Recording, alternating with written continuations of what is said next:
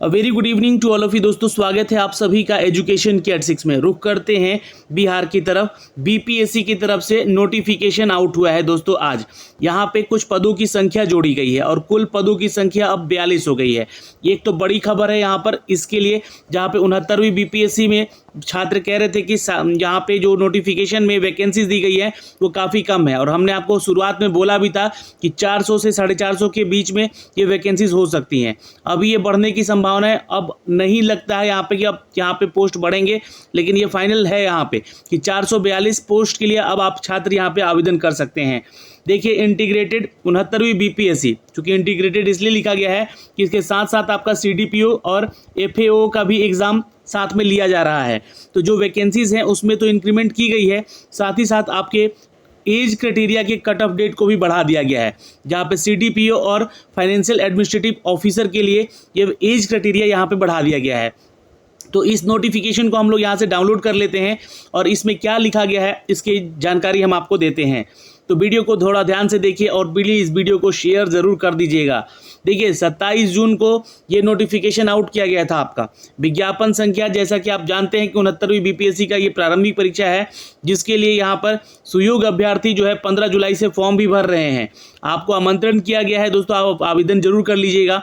विज्ञापन प्रकाशन के उपरांत एकत्रित 69वीं बीपीएससी की परीक्षा के माध्यम से नियुक्ति हेतु श्रम संसाधन विभाग में ये वैकेंसी बढ़ा है। जी हाँ, देखिए यहाँ पे अपडेट भी किया गया है। श्रम संसाधन विभाग के पदाधिकारी का यहाँ पे लेवल 7 के तहत यानी कि लगभग 60 से 70 हज़ार की सैलरी हो जाएगी इनकी यहाँ पे। जी हाँ, ये एक अराजपत्रित पद है जहाँ पे आपको कुल 63 पदों की संख्या बढ़ाई गई है।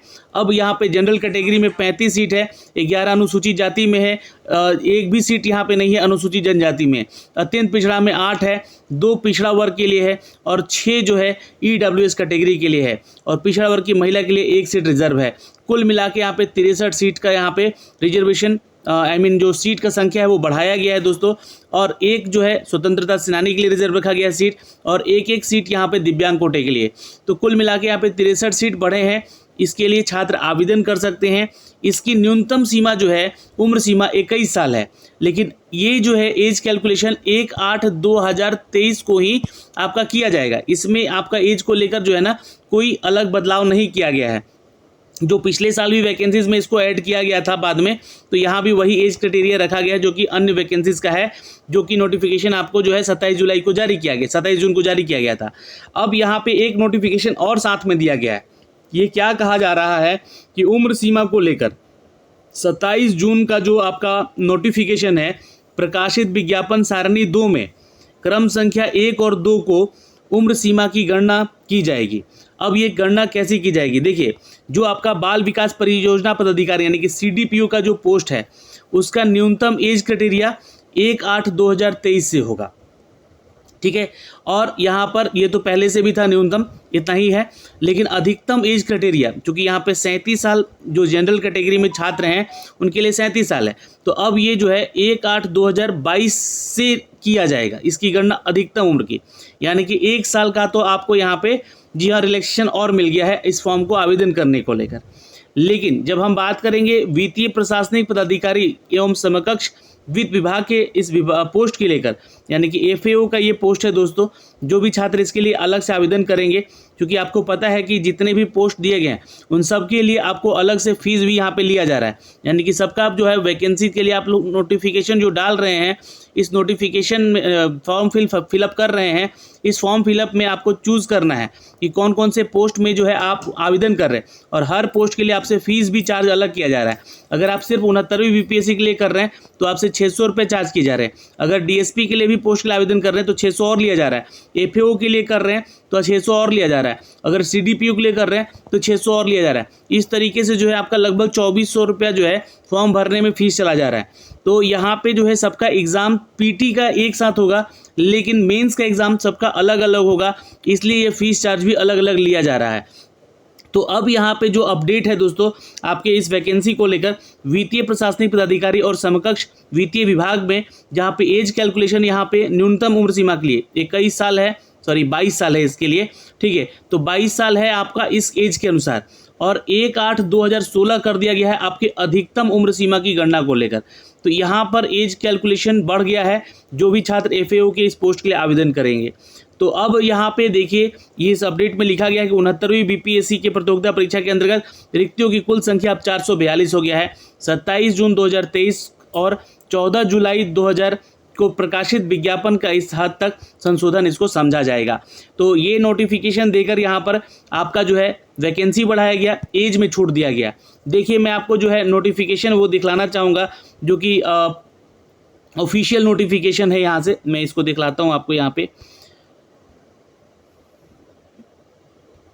ये देखिए ये जो है ऑफिशियल नोटिफिकेशन है और जो आपका क्रम संख्या 1 और क्रम संख्या 2 की बात की जा रही है, जहां पे सीडीपीओ और एफएओ का ये वैकेंसी है दोस्तों, जिसमें कि लेवल 9 के तहत आपका सैलरी स्केल दिया गया है, जो कि आप छात्रों के लिए कुल पदों की संख्या अगर देखें हम यहाँ पे तो 10 यहाँ पे जो है बाल विकास परियोजना पदाधिकारी के लिए सीडीपीओ के लिए है, और साथ ही साथ एफएओ की वैकेंसीज की अगर हम बात करें तो टोटल 100 पदों की ये वैकेंसी है।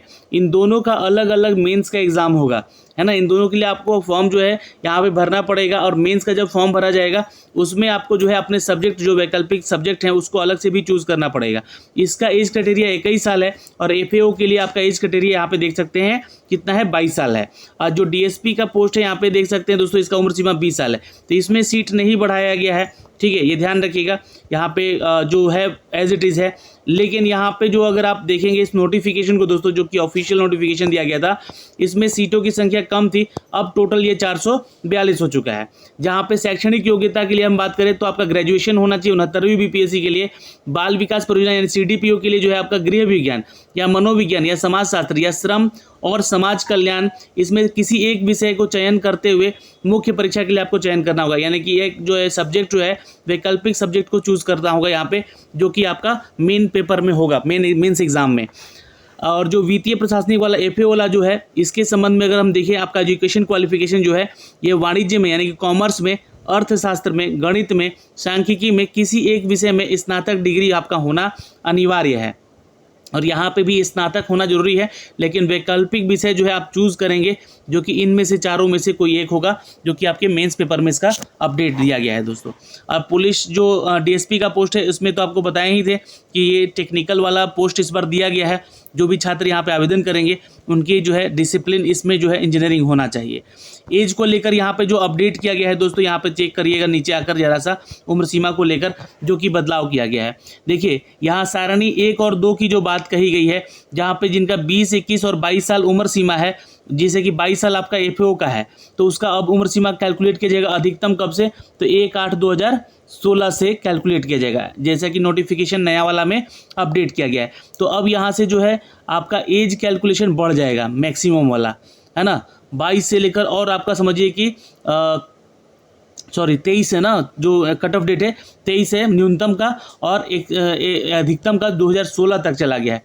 तो ये ध्यान में रखिएगा, यहाँ पे कम से कम जो है 3 साल इधर, और अगर हम बात करें 4 साल पीछे, है ना, तो ये ध्यान रखिए 7 साल जो है आपको एज कैलकुलेशन में यहाँ पे छूट मिल गया है एफएओ के लिए, लेकिन सीडीपीओ के लिए सिर्फ 1 साल का छूट मिला है, जो कि एज कैलकुलेशन का यहाँ पे अपडेट देख सकते हैं दोस्तों। अब ये जो कैलकुलेशन होगा आपका एज कैलकुलेशन मैट्रिकुलेशन के आधार पे होगा, इसलिए मैट्रिकुलेशन का सर्टिफिकेट भी अपलोड करवाया जा रहा है यहाँ पे जब फॉर्म भर रहे हैं। तो फॉर्म मैंने भर के बता दिया है और आपको एक अपडेट भी दे दिया था कि आप फॉर्म भरने में कोई ग्लिचेज या कोई भी यहाँ पे दिक्कत नहीं है, तो आप लोग फॉर्म भी भर सकते हैं। ये वाला वीडियो जाके आप लोग देख लीजिएगा फॉर्म को कैसे कैसे भरना है स्टेप बाय स्टेप, ठीक है। अब कोई दिक्कत भी नहीं हो रही है फॉर्म भरने में, आप आराम से फॉर्म भी भर सकते हैं। तो अभी के लिए इस वीडियो में इतना ही दोस्तों, नया अपडेट था इसलिए हमने सोचा आप तक ये सारी जानकारी पहुंचा दें।